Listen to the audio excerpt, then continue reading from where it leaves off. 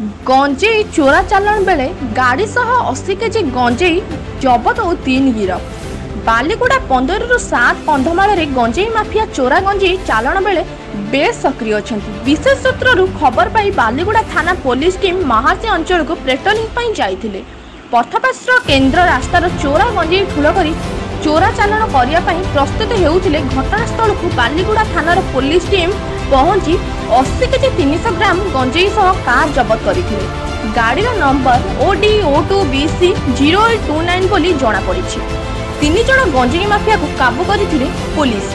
एने बालीगुड़ा थाना रे 113 रु 21 रे NDPS 8 रे मामला रुजु होइथिबा बालीगुड़ा थाना अधिकारी बाबा शंकर सराफ सूचना दैछथि।